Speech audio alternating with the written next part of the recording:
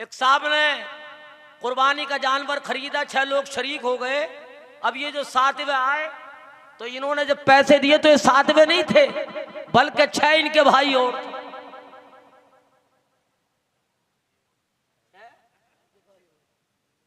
6 भाइयों ने 1,000 रुपए दिए तो अब 600 पहले से ही थे और 6 ये हो गए। कितने हो गए? और एक जानवर में 7 से ज्यादा शरीक नहीं होते। पता चला किसी की कुर्बानी नहीं हुई, सबका बेड़ा गर्क हो गया। हमारे हालात इतने खराब हैं। हाँ, एक सूरत थी, इसमें ही मुफ्तियाने किराम, ये मुफ्ती आसिम साहब बैठे हुए हैं, बड़े बड़े उलमा बैठे हुए हैं, हजरत मौलाना अल्लामा कारी मोहम्मद यूसुफ साहब हैं, ये सब इल्म वाले बैठे, इनसे आप मालूम करेंगे। उन 7 लोगों ने या 6 लोगों ने जो पैसे इकट्ठे किए थे, उन पैसों को इकट्ठा करने के बाद अपने भाई को या किसी अपने बाप को मालिक बना दे, इसके मालिक आप, तो इसमें कुर्बानी जायज हो सकती थी। अब ये तो 6 और शरीक हो गए, 6 पहले से थे, तो पता चला कि किसी की कुर्बानी नहीं हुई। और एक बात और याद रखें, कुर्बानी करने से पहले नियत सबकी ये हो कि अल्लाह तबारक व तआला की रजा के लिए, बेशक बेशक, सुभान अल्लाह, लहम हासिल करना ना हो, पोलाई हासिल करना ना हो। अगर पहले से ही पोलाई हासिल करना होगा, चाहे आप बकर की कुर्बानी करें या बकरा की, बल्कि इसमें तो आप लिहाज रखें, इसलिए कि मुल्क के हालात ऐसे ही हैं और बहुत से जानवर हैं, बहुत से इसके बदल हैं, भैंस है, कटरा है, बकरी बकरा है और बहुत से जानवर हैं। अदीदाने गिरामी, ऐसी चीज के करीब ही ना जाए जिसको हमारे भारत में ममनू करार दे दिया गया है। लेकिन मैं ये अर्ज कर रहा था कि अल्लाह तबारक व तआला रब्बुल इज्जत ने आपको कुर्बानी के लायक बनाया है, आप साहिब इस्तिताअत हैं, कुर्बानी कर सकते हैं। तो कुर्बानी करने से पहले आपकी नियत साफ सुथरी हो, आपकी नियत में बिल्कुल खोट ना हो, और इसके साथ साथ जिस माल से आप कुर्बानी का जानवर खरीदें या किसी जानवर में हिस्सा करें या बकरी या बकरा खरीदें, तो अज़ीज़ाने गिरामी वो माले हलाल हो, माले तय्यब हो, माले जायज़ हो। माले हराम से न जलसा करना जायज़ है, माले हराम से न मस्जिदें बनाना जायज़ है, माले हराम से न मसाजिद बनाना ज़रूरी, न मदरसे बनाने चाहिए, न अज़ीज़ाने गिरामी किसी नंगे को कपड़े पहनाने चाहिए, न भूखे को खाना खिलाना चाहिए। इन तमाम अच्छे कामों के लिए, नेक कामों के लिए माले हलाल। बेशक। नारे तकबीर, हज को जाए नारे रिसालत, नारे गौसियत, मसलके आला हजरत, फैज़ान आला हजरत, हजरत कारी हशमत अली साहिब क़िबला। जिन लोगों पे कुर्बानी वाजिब नहीं है, बात तो ऐसे है कि वो सूद पे पैसे लाकर कुर्बानी करते हैं। माज़अल्लाह, माज़अल्लाह। सूद हमारे नबी की शरीयत में हराम है। वहल्लल्लाहुल बैअ व हर्रमर रिबा, सूद हराम है और तिजारत जायज़ है। क्या समझे? तो अगर किसी की कुर्बानी की हिम्मत नहीं है तो उसे सूद पे लाने की जरूरत नहीं। बेशक वाजिब है तो करा। अच्छा, ऐसा भी नहीं है कि साहब हर साल ही करनी पड़ेगी आपको, जिस साल आप पे वाजिब है कुर्बानी करें, जिस साल नहीं है तो ना करें। अच्छा, कुछ लोग ये समझते हैं कि साहब हमने तो एक ही मर्तबा कर दिया, पूरी जिंदगी भरी उस जिम्मा होगी। ऐसा भी नहीं। जब जब आदमी साहिब निसाब रहेगा, तकरीबन 50,000 रुपए का मालिक रहेगा या इतनी मिल्कियत उसके पास है, तो जब तक जिंदा रहेगा हर साल उसे कुर्बानी करनी है। अब हमारे समाज में तो ये आपके दादा की हो रही है, उसके बाद दादी की हो रही है, फिर अब्बा की होगी, फिर उसके बाद लकड़ दादा की होगी, फिर सकड़ दादा की, अपनी हुई नहीं है जी। बेशक, तो यही हालात है। मरने वालों की जानिब से अगर आप कुर्बानी करना चाहते हो अच्छी बात है, लेकिन अपनी जरूर करनी पड़ेगी अगर आप पर कुर्बानी वाजिब है तो। और एक बात और सुन ले, अगर किसी ने 20 साल से या 50 साल से कुर्बानी नहीं की है, वो कुर्बानी वाजिब थी उस पर, तो 20 साल के हिस्सों की या एक बकरी या बकरे की कीमत की उसको वो सदका करना ही पड़ेगा। ये तौबा से माफ नहीं होगा, कभी आप समझे? जी जी। तौबा से। अगर 20 साल से किसी मुसलमान ने कुर्बानी नहीं की है, वो 20 साल से उस पर कुर्बानी वाजिब थी, तो 20 साल की जो कुर्बानी की कीमत थी हर साल के एतबार से उसे अल्लाह तबारक व तआला की रजा के लिए गरीबों में तकसीम करना पड़ेगा। तो हमारे समाज में बहुत सी खराबियां, बहुत सी बुराइयां हैं। मैं अर्ज कर रहा था हजरत इमाम आदम अबू हनीफा रदियल्लाहु तबारक व तआला अन्हु बहुत बड़े ताजिर थे, तिजारत करते थे, बहुत बड़े कपड़े का इनका कारोबार था। अब हुआ क्या, सिर्फ दिमाग से कुछ ये अज़ीज़ाने मिल्लत आप इस्लामिया, इधर उधर न देखें, इधर देखें। इनकी दुकान में कई सौ आदमी काम करते थे, बड़े व्यापारी थे, तबलीग इस्लाम भी करते थे, दीन का काम भी करते थे, हदीस भी पढ़ाते थे, तफसीर भी बयान करते थे, लोगों की इस्लाह भी करते थे, लोगों को बुराइयों से रोकते थे, नेकी की तरफ लाते थे। अल्लाह तबारक व तआला उसके पैगंबर की बातों को लोगों तक पहुंचाते थे और तिजारत भी करते थे। तिजारत आपको दीनदारी से नहीं रोकती है, नेक कामों से नहीं रोकती है। एक मरतबा ऐसा हुआ, एक कारखाने से जब कपड़ा आया तो उसमें कुछ थान ऐसे आ गए जो बोसीदा थे, जिनमें नक्स था, कमी थी। हजरत इमाम आदम अबू हनीफा रदियल्लाहु तबारक व तआला अन्हु ने अपने नौकरों से कहा कि जब इस थान को बेचें तो इसकी पहले कमी बताएं और इसको आधी कीमत पर बेचना। इतनी कीमत पर बेचना, आधी कीमत पर। आज हमारे क्या होता है, जो बुरी चीज हो छुपा दिया जाता है उसको। यानी एक दाल 15 रुपए किलो के भाव तो मिल ही नहीं भाई, 15 को कहाँ देख रहे हैं आप, अब तो 200 से ऊपर है। एक दाल 200 को है और एक दाल 100 रुपए को है, तो 100 वाली 200 में मिला दी और 200 में बेच रहे। नहीं है, जायज हो जाएगा? नहीं होगा। ये हालत है, याद रखे, आप मारे जाएंगे, जर्रे जर्रे का हिसाब देना। इमाम आदम अबू हनीफा ने कहा जो थान बेकार है उसका पहला आपको नक्स बताना पड़ेगा, खामी बतानी पड़ेगी, बुराई बतानी पड़ेगी, और उसके बाद इसको आधी कीमत पे आपको बेचना पड़ेगा। आप चलेगा दौरे में, जब पलट कर आए, तारीख में लिखा, उलमा से आप पूछेंगे तो आपको मिल जाएगा। हजरत इमाम आदम अबू हनीफा रज़ियल्लाहु ताला अन्हु जब पलट कर आए तो दुकान में वो थान नहीं था। आपने नौकरों से पूछा भी थान का क्या हुआ, तो लोगों ने बताया कि सरकार वो तो हमने बेच दिया। क्या आपने उसकी बुराई बयान की थी? कि सरकार याद ही नहीं रहा। कहा अच्छा आधी कीमत पे, बोला ऐसा भी नहीं, पूरी कीमत पे बेचा हमने तो क्या होना चाहिए था? हजरत इमाम आदम अबू हनीफा खामोश, जो हो गया हो गया, गलती हो गई, खामोश हो जाता, सबक हासिल करें। इमाम आदम अबू हनीफा ने कहा कि तलाश करो। कहा सरकार बगदाद कोई मामूली जगह है, बहुत बड़ा शहर है। तो अब जब हजरत इमाम अहमद हम्बल का इंतकाल हुआ था तो उनकी नमाज जनाजा में उस दौर में आप अंदाजा लगा 25 लाख लोग थे।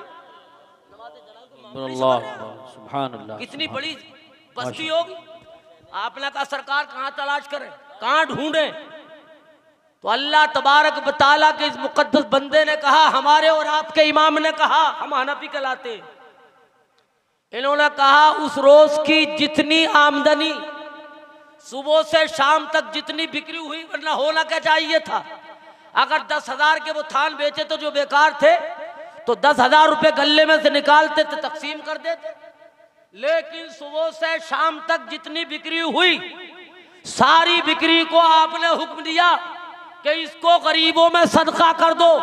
मैं नहीं चाहता कि मेरी नस्लों के शिकम में या मेरे यहाँ पर जो लोग काम करते हैं उनके बच्चों के पेट में लुक़मा हराम जाए, ये इस्लाम सिखाता है। इसीलिए तो रब्बे कदीर ने इरशाद फरमाया, या अय्युहल्लज़ीना आमनु दुखुलू फिस्सिल्मि काफ़ा वला तत्तबिऊ खुतवातिश शैतान इन्नहु लकुम अदुव्वुम मुबीन। ऐ ईमान वालो, मुकम्मल तौर पर इस्लाम में दाखिल हो जाओ, शैतान की राह न चलो, बेशक वो तुम्हारा खुला हुआ दुश्मन है। इस्लाम में सिर्फ यही नहीं है कि आपने जुमे की नमाज पढ़ ली, 5 वक्त की नमाज अदा कर ली, कुर्बानियां कर दी, अज़ीज़ाने गिरामी साल में ज़कात अदा कर दी, रोजे रख लिए, अल्लाह तबारक व तआला ने तौफीक दी, साहिबे दौलत बना दिया, हज कराए, अल्लाह तबारक व तआला ने आपको माल दिया, गरीबों की आपने मदद की। इस्लाम में और भी बहुत कुछ है, इस्लाम में बहुत सी चीजें हैं। हजरात, मुसलमान हकीकत में वही है जो इस्लाम की हदों में रह करके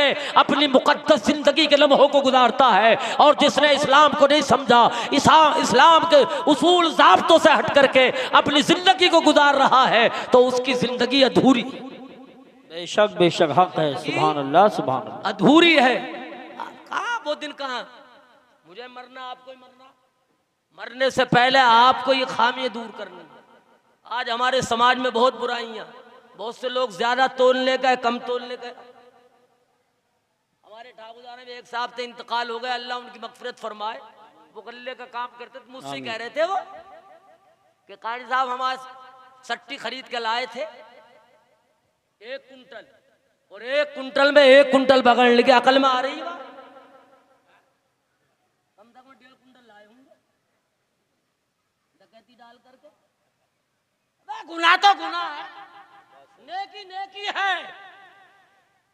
नेकी बंदाए खुदा को बुलंद करती है और गुनाह बंदाए खुदा को जलील करता है। बेशक बेशक हक है। नेकी जब बंदा करता है तो आसमां के फरिश्ते उसके लिए मगफिरत की दुआ करते हैं, और जो बंदा खुदा गुनाह की दलदल में अपने आप को गिराता है तो फरिश्ते उस पर लानत बरसाते हैं, जमीन के हिस्से उस पर लानत बरसाते हैं। नेकी नेकी है, गुनाह गुनाह है। आप तारीख को उठा करके देखें, हजरत फारूक आदम रज़ी अल्लाह तबारक व तआला अन्हु का दौरे अदालत है। एक काफिला गया, एक मुहिम पर, एक जंग पर, अज़ीज़ान मोहतरम, एक बंदा खुदा का इंतकाल हो गया, एक बंदा खुदा का विसाल हो गया, जिंदगी की शाम हो गई। अल्लाह तबारक व तआला के इस बंदे के साथियों ने इनको गुस्ल दिया, कफन पहनाया, नमाज जनाजा पढ़ी, और अज़ीज़ान मिल्लत इस्लामिया इनके लिए जो कब्र खोदी थी उसी काफिले में, किसी बस्ती में, उसमें रखने का इरादा किया। देखा अल्लाह अल्लाह अल्लाह। हजरत इमाम जलालुद्दीन सुयूती रहमतुल्लाह तआला अलैह अपनी किताब में लिखते हैं, आला हजरत फाजिल बरेलवी रज़ी अल्लाह तबारक व तआला अन्हु ने भी अपनी किताब में लिखा है। हाँ, मुफ्ती अहमद यार खान रहमतुल्लाह तआला अलैह भी अपनी किताब में लिखते हैं। बड़े बड़े उलमा ने इसको लिखा है।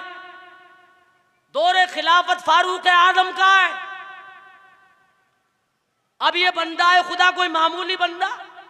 अभी अभी हजरत अल्लामा मौलाना कारी मोहम्मद यूसुफ साहब कह रहे थे कि अभी रमजान के महीने में मदीना गया था। अबे मदीना तो उस शाख के दिलों की धड़कन है। आला हजरत कहते तैबा ना सही अफजल, मक्का ही बड़ा जाहिर, हम इश्क के बंदे हैं क्यों बात बढ़ाई। सुभान अल्लाह सुभान। मदीने को जाने की हर एक की तबीयत चाहती है। उस्ताद ज़मन अल्लामा हसन कहते हैं सिर्फ तबीयत नहीं चाहती, मरने की तबीयत चाहती है। जमी थोड़ी सी दे दे, बहरे मत फल अपने कूचे में, लगा दे मेरे प्यारे मेरी मिट्टी भी ठिकाने। वाह वाह वाह सुभान अल्लाह। अल्लामा गुलाम आसिफ फसी गाजीपुरी कहते हैं कि आखिर उम्र है आसी चलो मदीने को, आखिर उम्र है आसी चलो मदीने को, निसार होकर मरो तुरबते मोहम्मद पर। नारे मदीना क्या है? नारे रिसालत, नारे गौसियत, मशरक़े आला हज़रत, मरने की आरज़ुएं रखते हैं। दुनिया की तमाम मस्जिदों में कोई बंदा खुदा नमाज पढ़ता है तो एक नमाज के पढ़ने का एक ही 27 गुना सवाब मिल जाएगा, लेकिन यहाँ तो अज़ीज़ान गिरामी 50,000, इतना 50,000। हरम शरीफ में काबतुल्लाह में कोई नमाज पढ़े एक तो 1 लाख का, लेकिन अगर पैर डगमगा जाए, गुनाह करे, आंखें बहके, हाथ बहके और कोई गलती कर ले तो 1 लाख लिखी जाएगी। लेकिन सरकार फरमाती है मेरी मस्जिद है, ये मेरी मस्जिद का मकाम है। सुभान अल्लाह सुभान अल्लाह। नेकी करोगे तो 50,000 और गुनाह होगा तो यही लिखा जाएगा। आला हज़रत ने इसीलिए वाह वाह वाह वाह वाह सुभान आसी भी है चहीते, ये तैबा है जाहिदो, आसी भी है चहीते, ये तैबा है जाहिदो, मक्का नहीं के जांच जहां खैर शर की है। हाँ, दुनिया की तमाम मस्जिदों में अज़ीज़ान मिल्लत इस्लामी आप खुदा से दुआ करें कि अल्लाह सारी मस्जिदों को आबाद रखे और हमारी कौमों के पेशानी में सिद्धों की तरफ पैदा हो, ताकि ये दूसरी कौमों के लोग हमें ताना देते तो उससे हम और आप महफूज हो जाए। नमाजें हम ही तो पढ़ेंगे या कोई दूसरा पढ़ना आएगा? भाई मस्जिदें हमने बनाई है, नमाजें हम पढ़ेंगे। तो मैं ये अर्ज कर रहा था, इस मस्जिद के नमाजी थे, फारूक आजम के पीछे भी इन्होंने नमाजें पढ़ी थी, सिद्दीक़ अकबर के मुक्तदी रहे हैं। अबे ऐसे लोगों के मुक्तदी हैं, हम जैसे तो गुनाहगार पापी हैं। हाँ, ये ऐसे जिनको सरकार ने जन्नती कहा। और जन्नत में ये जाएंगे तो अकेले नहीं, सुभान अल्लाह, बल्कि अल्लाह तबारक व तआला के नबी की उम्मत में बाद उम्मती तो ऐसे हैं कि अपने साथ अज़ीज़ाने गिरामी 70,000 को लेके जाएंगे। जरा गौर करें आप, इस मस्जिद के नमाजी अब इनको जब दफन करने का इरादा किया, कब्र में रखना चाहा तो एक अक़्दाम हो गया। हजरत इमाम जलालुद्दीन सुयूती रहमतुल्लाह ताला अलैह अपनी किताब में लिखते हैं, इन्होंने दूसरी कब्र खोदी, अब उसमें रखने का इरादा है कि तो उसमें भी मौजूद था। फिर तीसरी खोदी तो तीसरी में भी मौजूद था। अब इनके होश फाख्ता हो गए, सब खौफजदा हुए, सब ने मशवरा किया, इत्तिफाक राय से ये तय हुआ कि चलो अमीरुल मोमिनीन खलीफा दोयम नाइब मुस्तफ़ा फारूक आजम की बारगाह में चले, जैसा हजरत का हुक्म होगा उस पर अमल करेंगे। ये था हमारी कौम का हाल। बेशक आज तो बड़ों से मशवरा लेने के लिए तैयार नहीं है। भाई गांव का जो मुखिया हो, अगर कोई गांव में गलती हो जाए तो पहले मुखिया के पास जाना चाहिए। हम तो पहले ही फैसला कर ले अपने आप। तो हमें जरूरत है कि अपने अकाबिरीन को इकट्ठा करें। तो ये लोग आए और आने के बाद अर्ज की सरकार ऐसा ऐसा हो गया। तो अल्लाह तबारक व तआला के इस बंदे ना, भाई ये तो साहिब कश्फ लोग थे, इन्होंने कहा उसी में दफन कर दो। अगर पूरी जमीन को कब्र बना दोगे तो वाजदार कब्र में पहुंचे, अल्लाहु अकबर, अल्लाह। बचा नहीं सकते उससे। कहा सरकार कुछ तो बताए। कहा कुछ नहीं, उसकी बीवी से मालूम कर ले। बस ये गए, उनको दफन कर दिया। और दफन करने के बाद जब पलट कर आए तो सबसे पहले उनके घर गए और उनकी बीवी से, उनकी अहलिया से, उनकी शरीक सफर से मालूम किया कि आखिर तुम्हारे शोहर ने कौन सा गुनाह अजीम किया था, कौन सी उन्होंने गलती की थी, कौन सा उन्होंने फेले मजमूम किया था, कौन सा उन्होंने ऐसा काम किया था जिसकी बुनियाद पर आज उनको रुसवा होना पड़ा। तो इसने कहा कि मुझे एक जमाना गुजर गया अपने शोहर के साथ, लेकिन कभी मैंने अपने शोहर को, कभी उसके पैर मैंने डगमगाते हुए नहीं देखे, शरीयत के खिलाफ कभी मैंने उसके कदमों को उठते हुए नहीं देखा। मस्जिद नबी में 5 वक्त की नमाज पढ़ते थे। कहा फिर भी कुछ तो बताओ। उन्होंने कहा मुझे मौका दिया जाए। कुछ दिनों के बाद उस औरत से मालूम किया गया तो उसने बताया कि मेरा शोहर गल्ले का काम करता है,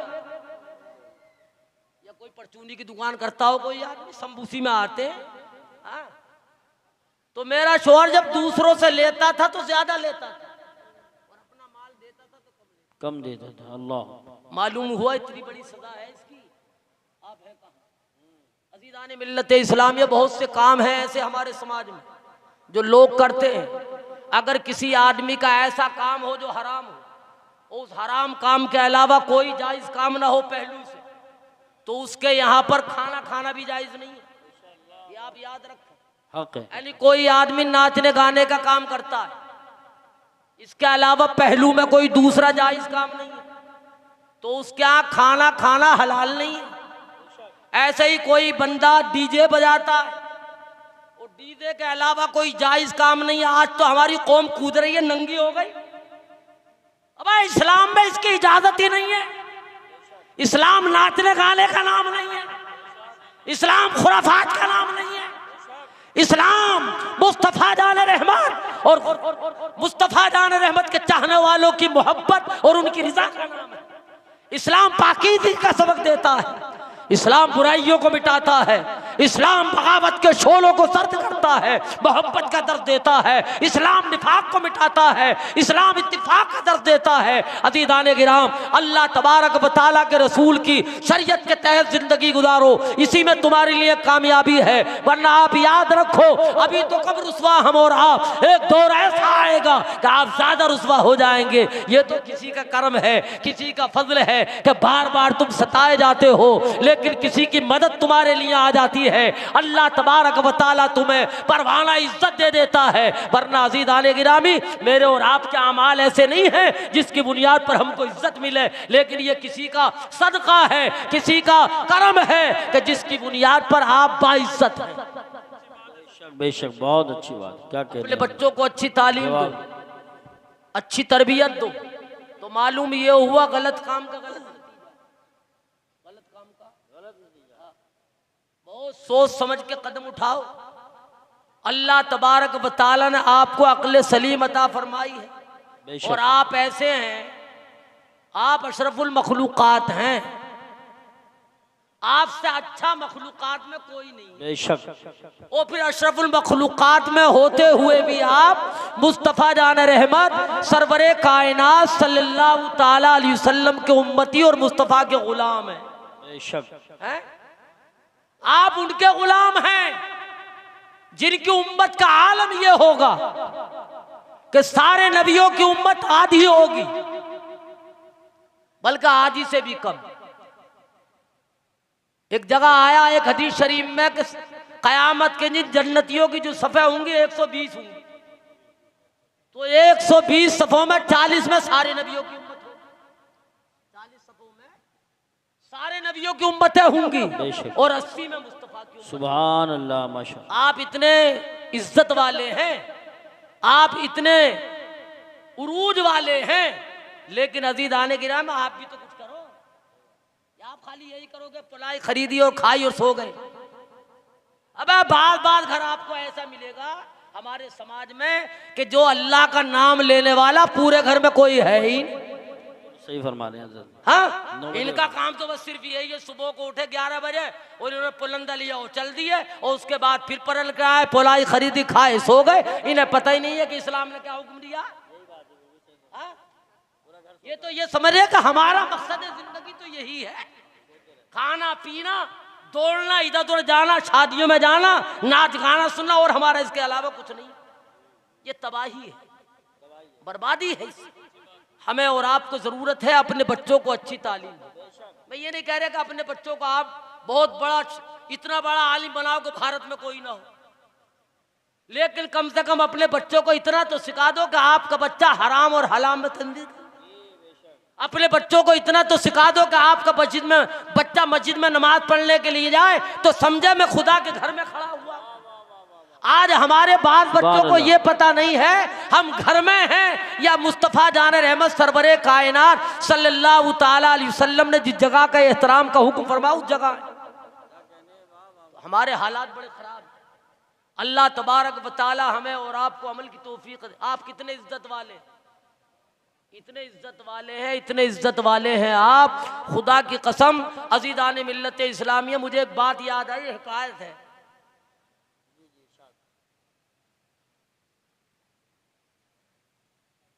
अपने बच्चों को तालीम दो, और तालीम ऐसी हो ताकि आपके मरने के बाद वो बच्चा जहां भी रहे तो आपको उसका सवाब मिलता रहे।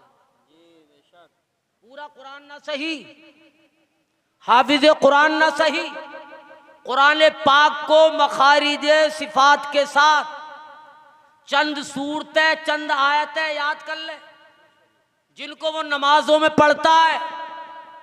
आपके 25 किलो या 50 किलो चने पढ़ना एक तरफ, और आपके बेटे ने अगर कुरान पाक की 10 सूरतें नमाजों में पढ़ी और नमाजों में बैठने के बाद में मस्जिद में आपके नाम से बैठ करके उसने उन आयतों को दोहरा दिया तो पूरे गांव का पढ़ना एक तरफ, वो उसकी 10 सूरतों का पढ़ना। सुभान अल्लाह, माशाअल्लाह, माशाअल्लाह। रोजाना इसी तरीके से वो करेगा तो इसाले सवाब का ढेर लग जाएगा, और अल्लाह तबारक व तआला आपकी कब्र को रोशन फरमा देगा।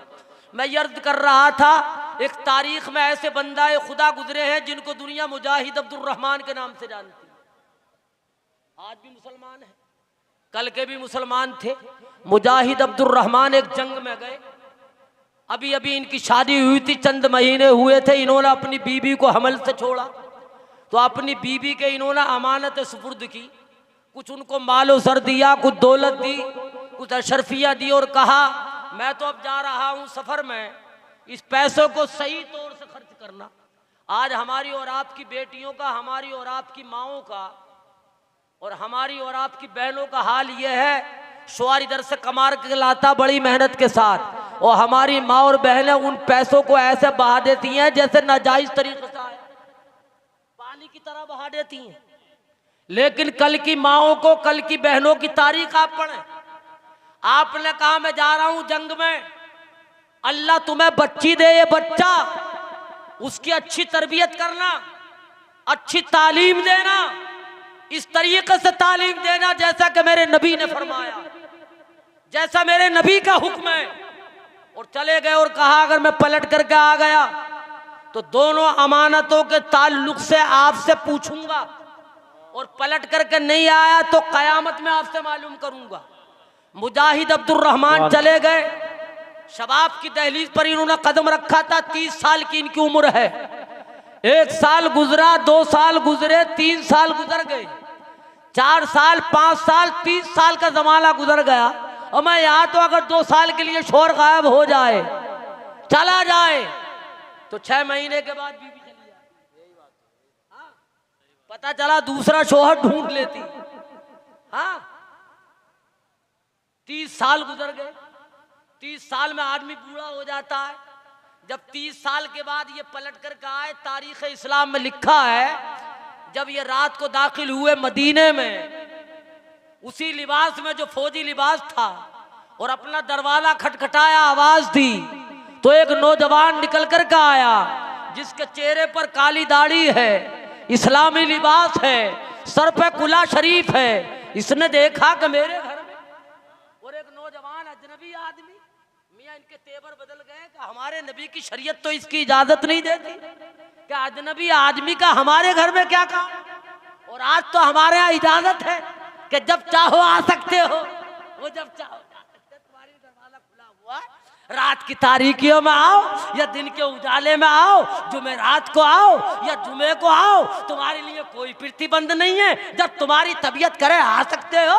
ये इस्लाम के खिलाफ है। इस्लाम यही बताता है कि अज़ीज़ाने गिरामी, और आने वाला भी ये ख्याल करे, अगर घर में से इजाज़त मिले कि आ जाओ तो चले जाओ, इजाज़त ना मिले, आवाज़ ना मिले तो पलट करके चले जाओ, बुरा ना मानो। इस्लाम यही कहता है। अज़ीज़ाने मिल्लत इस्लामिया, इन्होंने आवाज़ दी, नौजवान निकल कर के आया। अब ये चाहते थे कदम रखना घर में, तो नौजवान ने कहा ये तो मैंने आपको मुसलमान जान करके रात की तारीकी में आपकी आवाज को सुना, तो मैंने अपने आका की शरीयत के तहत इसलिए कहा आप मुसाफिर हैं, दरवाजा खोल दिया कि हो सकता कोई मुसाफिर परेशान हो, उसकी परेशानी को दूर कर दूं। लेकिन ये कहाँ का ज़ाब्ता है कि बगैर इजाजत के मेरे घर में? जी जी बेशक बेशक। इन्होंने कहा जी जी कि घर हमारा है। उसने कहा आपका क्यों होता, हमारा है। इतने दिन तो मुझे हो गए तकरीबन 29 या 28 साल से इस घर में मैं रहा हूं। तो हजरत इमाम मालिक रहमतुल्लाह ताला अलैह ने सुन लिया। ये घर हजरत इमाम मालिक के उस्ताद का था।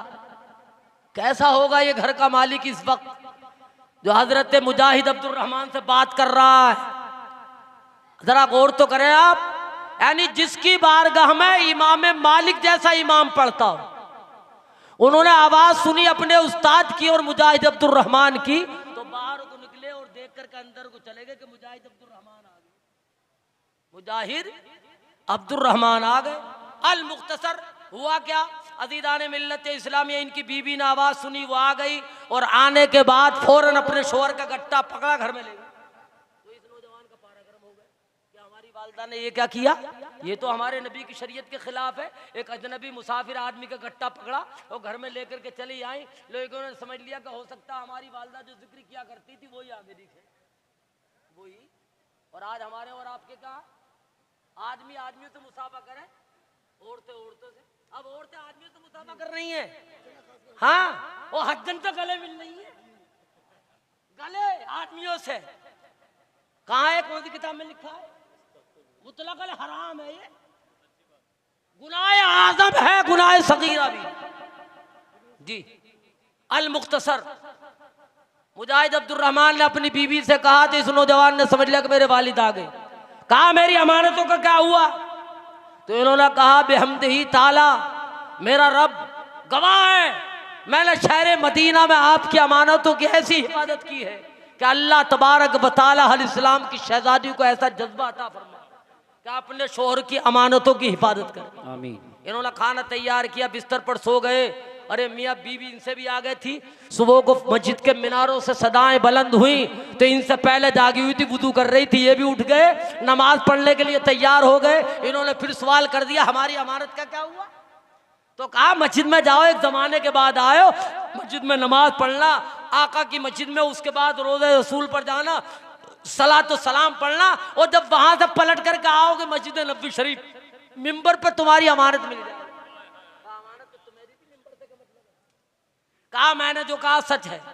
अब ये इन्होंने ऐसे किया, नमाज पढ़ी जमात के साथ मस्जिद नबवी शरीफ में, और जब पलट करके आए देखा मिंबर पर एक नौजवान बैठा हुआ है और दरसे हदीस दे रहा है। ये भी बैठ गए, याद आ गई मुस्तफ़ा के ज़माने की, सुनने लगे दरसे हदीस, और हदीस सुनते सुनते अज़ीज़ाने गिरामी इनकी आंखों में आंसू आ गए। नारे तकबीर, नारे रिसालत, नारे रिसालत, नारे गौसियत, मसलके आला हजरत खतीब हिंदुस्तान हज़रत अल्लामा मुफ्ती हम्माद रज़ा साहिब क़िबला उलमाए अहले सुन्नत, नारे तकबीर, नारे रिसालत, नारे गौसियत, मसलके आला हजरत हज़रत अल्लामा मुफ्ती हम्माद रज़ा साहिब क़िबला। बच्चे पीछे बहुत जाएं, बड़े बड़े हजरात आगे आ जाएं, मौका अच्छा है, खड़े हो गए हैं तो आगे की कुर्सियां जो खाली हो गई हैं उसको पुर कर लें। खतीब खुसूसी हज़रत अल्लामा मुफ्ती हम्माद रज़ा साहब क़िबला तशरीफ़ ला चुके हैं और बहुत जल्द इंशाअल्लाह आप उनका खिताब समाअत करेंगे। बैठ जाएं, फ़ौरन बैठ जाएं।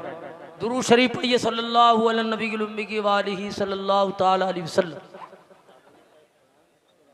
अब जब हजरत वहां आए और आने के बाद देखा तो एक नौजवान बैठा हुआ है। आपने एक बूढ़े से पूछा ये कौन है? कहा तुम नहीं जानते, ऐसा लगता आप अतराफे मदीना में रहते नहीं कि बाहर से आए। अब मैं मक्का और मदीना में इनसे बड़ा कोई मुहद्दिस नहीं, ये मुस्तफ़ा जाने रहमत की मस्जिद के इमाम है, आपको मालूम नहीं है? कहा इनका नाम मुजाहिद अब्दुर रहमान से उन्होंने कहा बूढ़े आदमी ने कि हजरत शेख रबियतुर राय। अब ये बैठ गए और जैसे ये बैठे चंद लम्हों के बाद तो इस बूढ़े आदमी ने, इन फौजी ने, मुजाहिद अब्दुर रहमान ने फिर पूछा भाई कम से कम ये तो बता, इनका कोई बाप भी तो होगा जिसने अपने बेटे को इतनी आला तालीम दी है, उलूम व फनून की दौलत से इनके सीनों को रोशन करवाया। कहा आपको मालूम नहीं है ये उस बंदाए खुदा का बेटा है जिसने 30 साल की अपनी जवानी को इस्लाम के बका के लिए कुर्बान कर दिया। मेरे भाइयों मालूम ये हुआ मुजाहिद अब्दुर रहमान ने खुदा का शुक्र अदा किया। तो अपने बच्चों को अच्छी तालीम दो, अच्छी तरबियत दो, हाय हुल्ला से बचो, खुराफात से अपने आप को बचाओ, अपनी बस्ती में इस्लामी माहौल पैदा करो, शादियां करो तो मुस्तफ़ा जाने रहमत की शरीयत के मुताबिक, खाना खाओ तो मुस्तफ़ा के दस्तूर के मुताबिक। अज़ीज़ाने मोहतरम, अल्लाह तबारक व तआला मुझ गुनहगार को, आप तमाम भले लोगों को अमल करने की तौफीक अता फरमाए। मेरे कहने में, आपके सुनने में ला इल्मी की बुनियाद पर दुलग़्दिशात हुई, अल्लाह अपने करम से नबी के सदक़े में माफ़ फरमाए। अस्तग़फिरुल्लाह रब्बी मिन कुल्लि ज़ंबि व अतूबु इलैहि।